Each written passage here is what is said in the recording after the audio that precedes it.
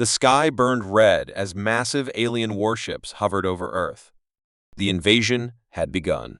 The Accelarians, a ruthless alien species, had conquered countless planets before. To them, Earth was just another weak world, another easy victory. But humans were not like other species. When the Accelarians sent their first wave of attack, they expected Earth's defenses to crumble in hours. Their ships rained fire over cities, but humans did not surrender. Instead, they fought back with everything they had. Fighter jets, missiles, and hidden underground weapons launched into the sky, surprising the invaders. Inside an underground bunker, General Harris watched the battle on a giant screen. His face was hard, his eyes cold. "They think we are weak," he said. "Let's show them how wrong they are."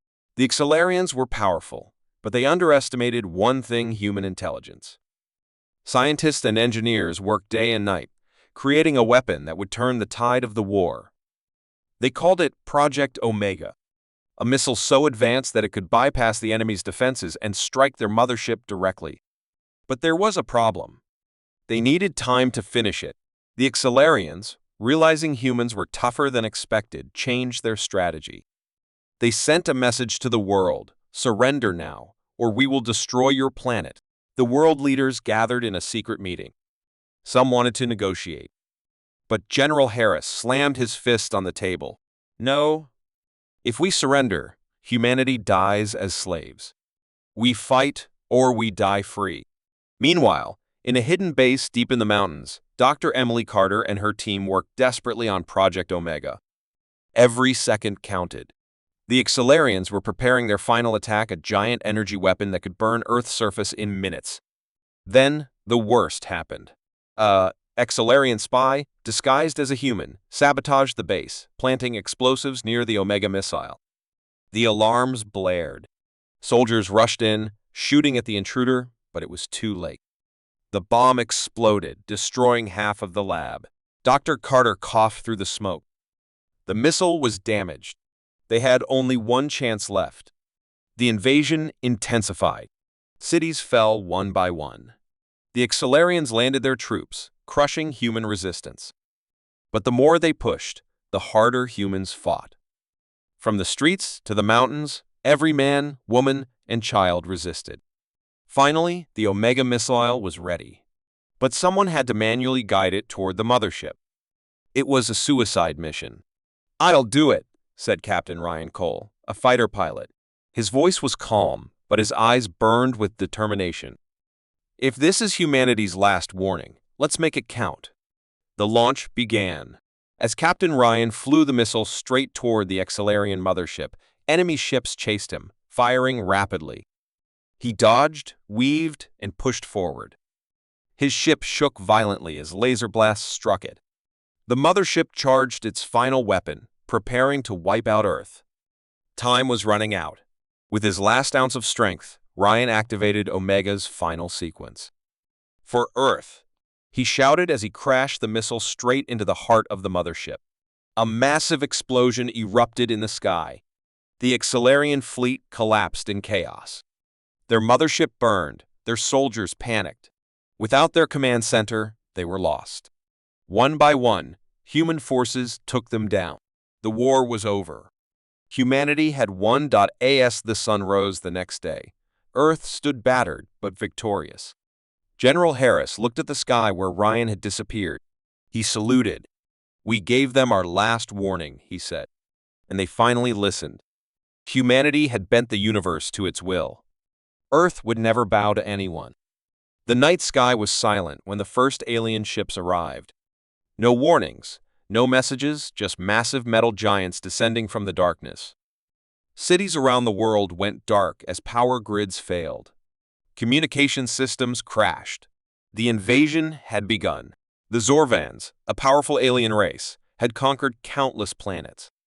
To them, Earth was just another weak world, another group of creatures to enslave. They did not expect resistance. They expected fear. But humans did not break so easily. In a hidden underground bunker, Commander Ethan Hayes watched the invasion unfold on the monitors.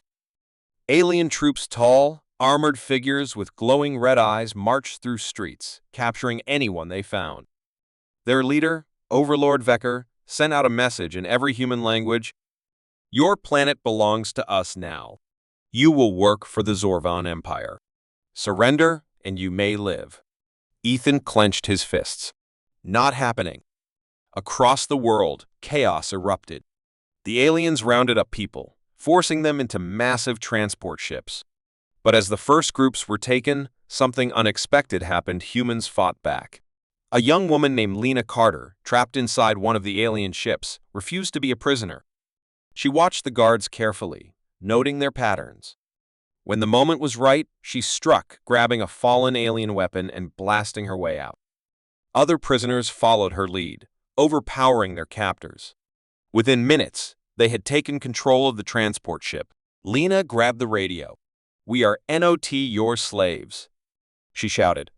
Her words spread like wildfire. Across the planet, small groups of humans began resisting. They stole alien weapons, sabotaged enemy bases, and launched counterattacks. The Zorvans, unprepared for such defiance, struggled to maintain control. Meanwhile, Ethan and his team worked on a desperate plan. The Zorvans' command ship, the Dominator, was the key to their invasion. If it fell, the entire invasion would collapse. "We need to destroy that ship," Ethan said. "But we can't do it alone." He sent out a signal to all remaining human fighters. In every city, in every hidden bunker, people received the message. They had one chance to take back their planet. The final battle began. Lena led a group of resistance fighters in a stolen Zorvan ship, flying straight into enemy territory. On the ground, humans launched attacks, using guerrilla tactics to take down alien forces. Ethan and his team infiltrated the Dominator using a hidden maintenance tunnel. Armed with explosives, they moved through the massive ship, taking out guards along the way. Every second counted. Overlord Vecker, furious at the growing rebellion, ordered his forces to wipe out the remaining humans. But it was too late. Lena's team destroyed the alien defense towers, clearing the way for Ethan's final attack. Deep inside the Dominator, he set the charges. "Time to end this," he said. ASC ran toward the exit. Vecker himself appeared, blocking the path. The alien warlord towered over him, his red eyes glowing with rage. "You think you can defeat us?" Vecker growled. "You are just a weak species." Ethan smirked. "Then why are you afraid?" Before Vecker could react, Ethan activated the detonator and dived for cover. The explosion ripped through the ship, fire and debris tearing it apart. The Dominator shook violently, alarms blaring. Without their command center, the Zorvans panicked. Their fleet scattered.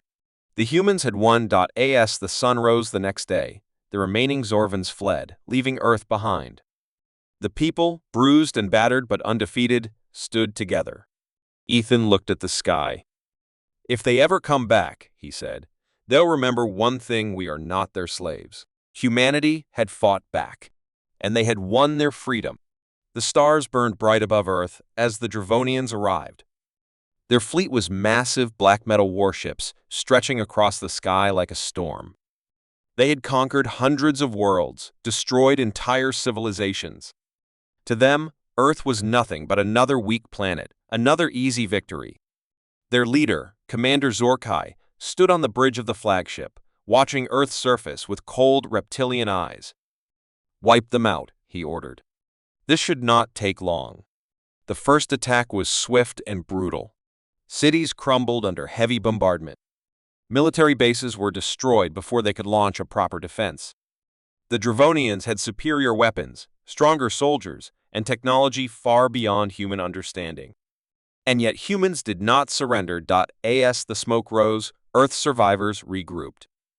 Underground bunkers became war rooms. Scientists, engineers, and military leaders worked together, adapting. Humanity had a secret weapon not in their machines, but in their ability to learn, evolve, and fight back. In a hidden base beneath the Rocky Mountains, Dr. Evelyn Carter, a leading scientist, studied the enemy's attack. She noticed something: the Dravonians followed patterns, predictable movements. If humans could exploit these patterns, they could strike back. Meanwhile, in the ruins of New York, Captain Adrian Cole led a group of resistance fighters. Armed with salvaged alien weapons, they ambushed patrols, stole enemy technology, and used it against them. Each attack was smarter, deadlier. The Dravonians expected humans to break. Instead, they were adapting faster than anyone imagined. Zorkai grew frustrated. The war should have ended by now. But every time they destroyed a human base, another one appeared. Every time they killed soldiers, more took their place, stronger and better prepared. How? Zorkai hissed, watching another fleet of his warships fall to human ambushes. They are weak. They should be dead by now. But the truth was clear. The humans were not weak. They were changing, improving. Every loss taught them something new. Dr. Carter's team developed a virus that could hack into Dravonian ships. Captain Cole's fighters stole a fleet of enemy warplanes. Within weeks, Earth's survivors turned from prey to hunters. The final strike was planned. Humans had learned the Dravonian weakness. Their ships depended on a single central AI system. If destroyed, their entire fleet would shut down. A small team, led by Captain Cole, infiltrated the Dravonian mothership. It was a suicide mission, but they had no choice. As the battle raged across Earth, they planted explosives near the AI core. Zorkai finally realized his mistake. "They are not like the others," he whispered. "They are unstoppable." Before he could stop them, the charges exploded. A massive shockwave tore through the Dravonian fleet. Their ships powered down, falling from the sky like dying stars. The invasion was over. Humanity had won. As dawn broke over Earth, survivors looked to the sky, where the once mighty enemy fleet burned. The message was clear. Humanity does not fall. Humanity adapts. The Dravonians had learned the hard way. Humans were the unstoppable species. The night sky was torn apart by fire. Gigantic alien warships hovered over Earth, their metal hulls reflecting the burning cities below. The Vakari Empire had arrived, and they had only one message for humanity: surrender or burn. Their leader, Supreme Warlord Kyle Vok, sent his warning through every screen, every radio, every surviving communication tower. His voice was cold, merciless. "You cannot win. Your weapons are useless. Your armies are broken. Kneel, or we will turn your planet to ashes." But humans were not known for kneeling. In an underground bunker beneath the ruins of Washington, General Marcus Steele listened to the message. Around him, the last remnants of Earth's military forces waited for his command. They had lost, much cities destroyed, armies crushed, but they were not defeated. He turned to his team, his voice steady. "They think we're finished. Let's show them they're wrong." The last stand of Vakari were brutal. Their soldiers, tall, armored beings with glowing blue eyes, marched through the streets, hunting down any survivors. Those who resisted were burned alive. But something happened that the Vakari didn't expect. Humans fought back harder than ever. In the ruins of London, a group of resistance fighters led by Captain Elena Carter set up ambushes, using the destroyed city as a battlefield. They placed explosive traps, hacked alien communication lines, and turned every street into a death trap for the invaders. In a hidden lab in the Swiss Alps, a team of scientists discovered a weakness. The Vakari's energy shields were powerful, but they relied on a central power core located on their command ship, the Inferno. If the core was destroyed, the shields would collapse, leaving them vulnerable. There was only one problem. The Inferno was in orbit, heavily guarded. Any direct attack would be suicide. A desperate gamble. General Steele knew they had only one chance. He gathered the last remaining pilots, men and women who had nothing left to lose. Their mission: infiltrate the Inferno and destroy the power core. Among them was Lieutenant Jack Hayes, a former test pilot. He looked at the small, battered fleet of stolen Vakari ships and smirked. "This is crazy," he said. "I love it." As the Vakari prepared for their final attack, the human pilots launched into space, disguising themselves as captured ships. It worked at first. They slipped past the defenses and landed inside the Inferno. The moment they stepped out, alarms blared. The Vakari had discovered them. The battle began. Gunfire echoed through the halls. Humans moved fast, outnumbered but determined. One by one, they pushed toward the power core. But time was running out on Earth. The Vakari were preparing their ultimate weapon, a planetary firestorm that would reduce everything to ash. Jack and his team reached the core. "Set the charges," he shouted. Vakari soldiers rushed in, firing plasma blasts. The humans fought desperately, covering each other as they planted explosives. A Vakari general stepped forward, towering over Jack. "You cannot stop us," he growled. "Surrender or burn." Jack grinned, blood dripping from his forehead. Neither. He hit the detonator.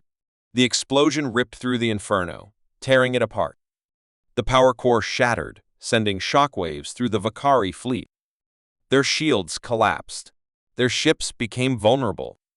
On Earth, General Steele gave the final order. Fire everything. Missiles, railguns, and hidden weapons unleashed hell.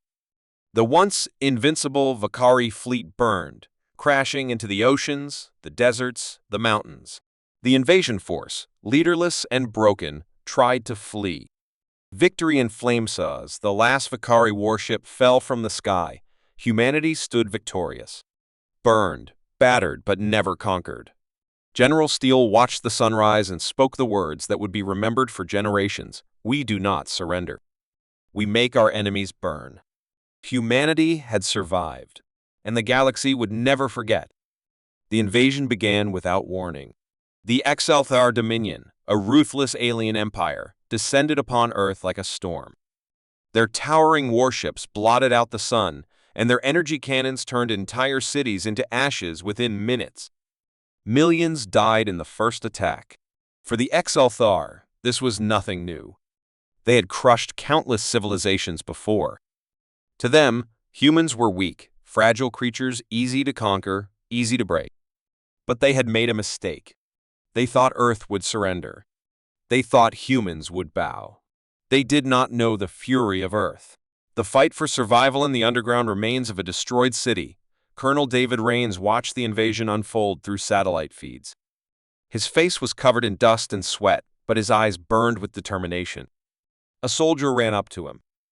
"Sir, our forces are scattered. We can't win this war." Rains clenched his jaw. "Then we make sure they regret starting it." Across the world, humans resisted. Small groups of survivors struck back, using whatever weapons they had.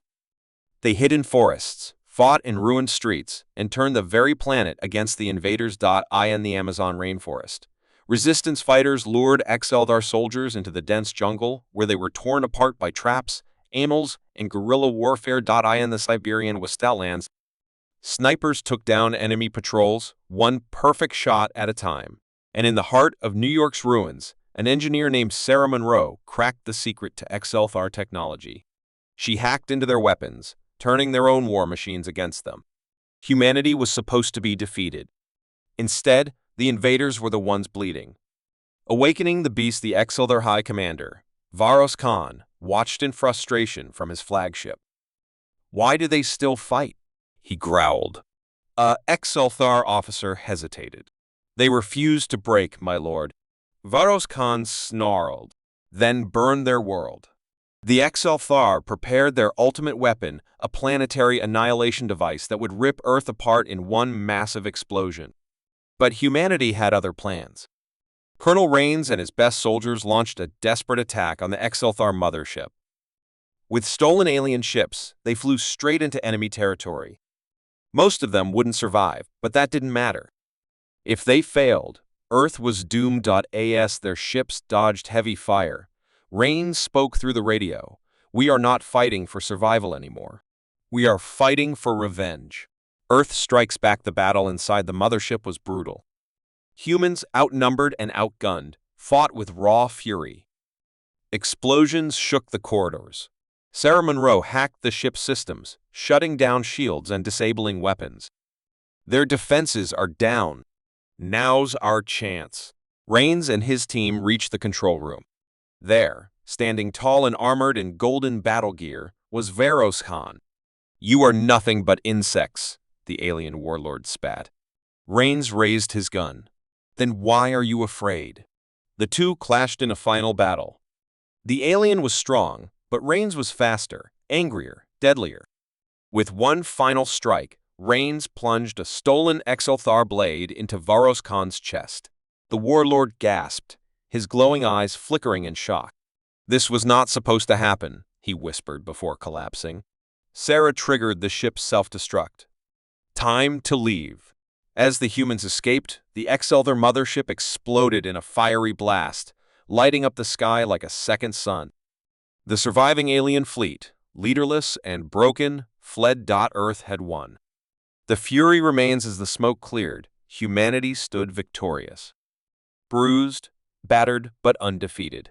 Colonel Rains looked at the wreckage of the alien ships and spoke the words that would echo across history. If they come back, we won't just survive. We will make them suffer. Earth was no longer a helpless planet. Earth was a nightmare for any invader. And the galaxy would never forget.